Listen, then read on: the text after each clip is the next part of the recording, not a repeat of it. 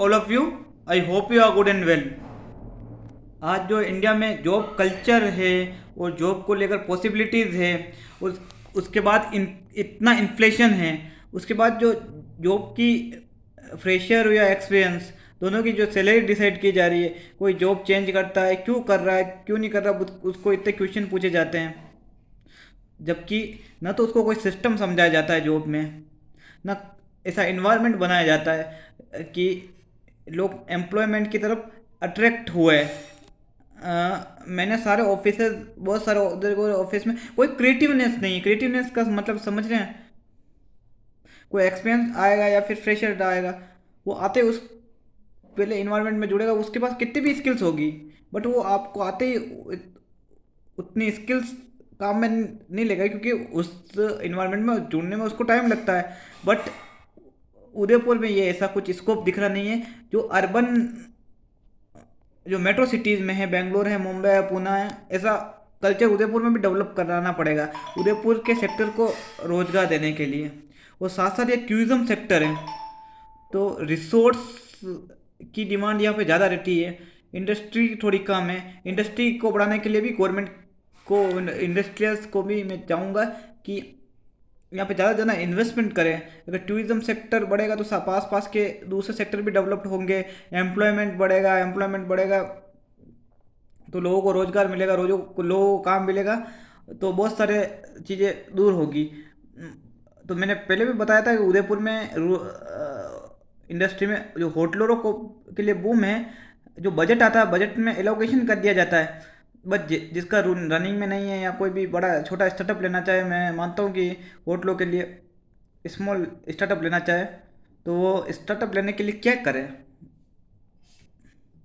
ऐसा क्या करे जो होटलों के ऊपर स्टार्टअप वो कर पावे। होटलों के लिए स्टार्टअप के लिए जैसे कि रूरल टूरिज्म एक्ट बना हुआ है। रूरल टूरिज्म एक्ट में तो मैं बिजनेसमैनों को भी आइडिया देना चाहूँगा, लैंड आप लीज पे भी लेवें या कुछ पे किसी पे भी लेवें, रूरल टूरिज्म एक्ट के तहत इन्वेस्टमेंट करें। और उसके अलावा सब्सिडीज़ का बेनिफिट उठाएं, उसमें 75% रेम्यूनरेशंस ईपीएफओ का भी जाता है। उसके अलावा गेस्ट हाउस में भी आपको फैसिलिटी मिलती है, इलेक्ट्रिसिटी में भी आपको फैसिलिटी मिलती है, बहुत सारे कैपिटल स्ट्रक्चर बनाने में आपको बहुत सारी फैसिलिटीज़ मिलती है।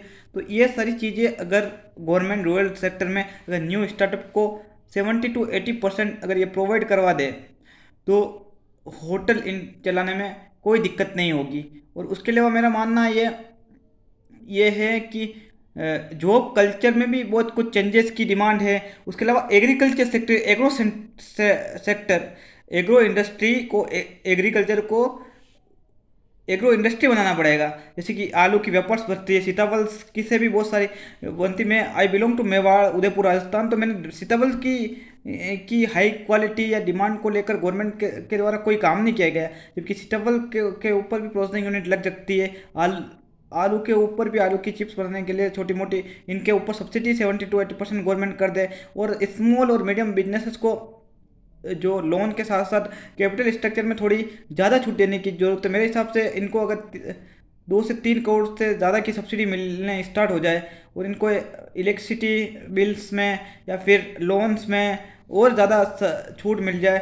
और मेरा यह भी मानना है कि रूरल टैक्स एक्ट में रिन्यू रूरल टूरिज्म एक्ट में भी थोड़ा चेंजेस करने की ज़रूरत है, सब्सिडी थोड़ी ज़्यादा प्रोवाइड करवाने की ज़रूरत है।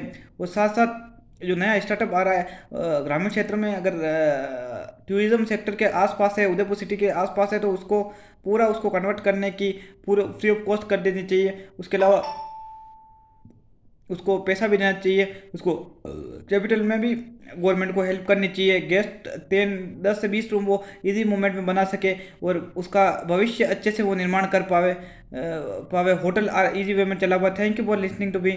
मेरा वीडियो आपको अच्छा लगे इसे लाइक शेयर सब्सक्राइब कर दीजिएगा।